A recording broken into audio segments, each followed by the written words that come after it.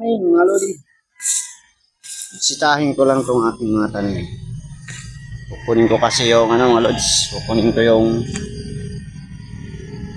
hinog na palaya na bibiliin ko. Kaya maaga tayong punta rito habang wala pa yung mga samahan natin sa trabaho. Mag-iin. So ang oras natin ay galap ng alas 6:05. Saktong-saktong. So ayan mga lods. Hinog na, di ba?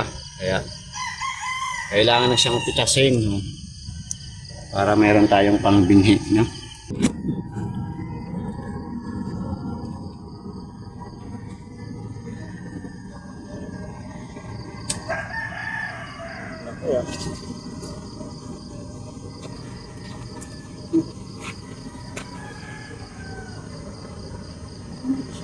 Yes.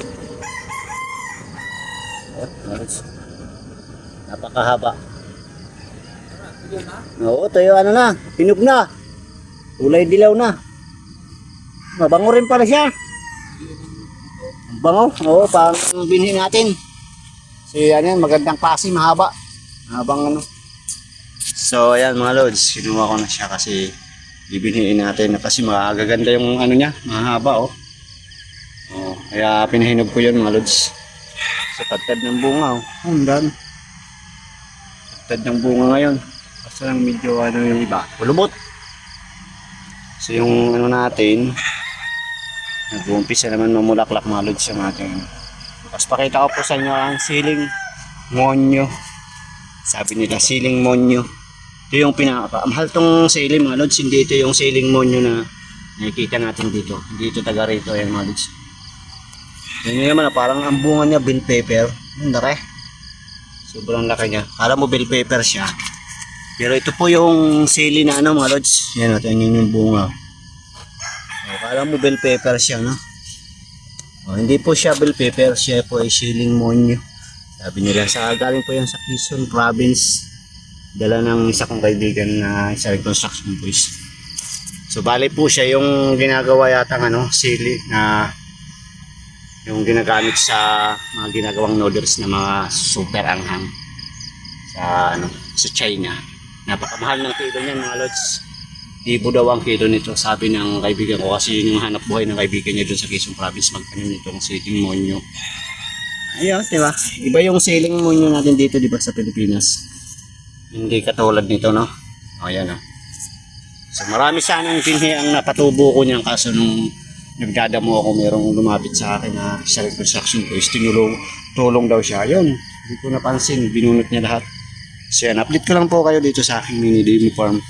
So pakita ko sa inyo pati kalabasa ko na mumulaklak na. Tapos pala, hindi ko pala kayo na-update sa doon sa vlog ko na magtanim ako ng American Zucchini.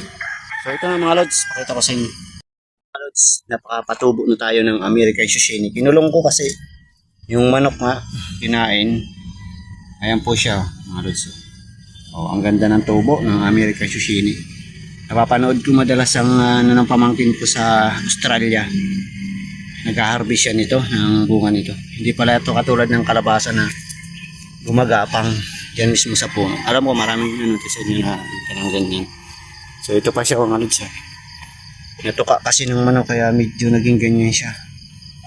Tapos ito pa. Ito yung maganda ang tubo nito. Natuka rin ng isa nito eh. Ayan dalawa. Ayan mga lods. Nakapabuhay tayo dito sa Pinas ng American Zucchini. Sana mapabunga natin yan mga lods, no? Nang tikman natin ang lasa niyan. So ang dami nating mga palaya na panibago. Tapos mga lods, yan yung pichay na nilipat ko. Dalawang flat na mahaba yan. Ito yung dinayari ko na sinaboy ko nung nakaraang araw. Ayan, malalaki na sila. Yung mga dikit-dikit na yan, ilalagay na lang dito sa puwang na wala. Tulad yan, wala dyan tumubo. Kukunti yan tumubo. Kaya ito natin siya ilalagay. Ayan. So, good morning mga lods. So, ayan, in-update ko lang po kayo sa aking tinanim na Zucchini. Ang daming bunga ng aking palaya mga lods. Nakakatuwa ang ating mini demo farm. Tingnan na naman, oh. Tad-tad ng bunga siya, oh. Kahit walang abono yan, oh. Oh. Ano lang nilalagay natin? Pupo ng baka. So, sa sako ko lang po pala mga tinanim yan. Yung mga palaya na yan. Nakita nyo naman, puro sa sako yan. Oh, lahat yan sa sako. Tapos yung kamatis ko mga lods. So, di ba? Maraming ang kamatis ko na yan. Lahat na mamulaklak na. Ang ganda ng ano, ang daming bulaklak ng ano, ng ceiling monyo.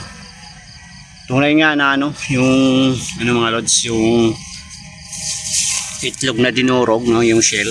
Talagang yung bulaklak ng ganyan sili o kamatis ay hindi lumalaglag talaga. Napapanood natin sa YouTube, no. Kasi nilalagyan ko yan ng mga dinurog na yung mga puti-puti na ano, shell. Ayun, no, namumulaklak na rin po mga lods yung ating kalabasa. Ang ganda ng bulaklak ng kalabasa. O, mga lods. Ganda. Susunod yan, mga ganda ng bunga. Mumulaklak na. Marami siyang ano. So sana sumunod ay ano na, bunga na. Meron tayong napatubok rin na dito na ano, katabi ng kalabasa. Lemongrass. Good morning again.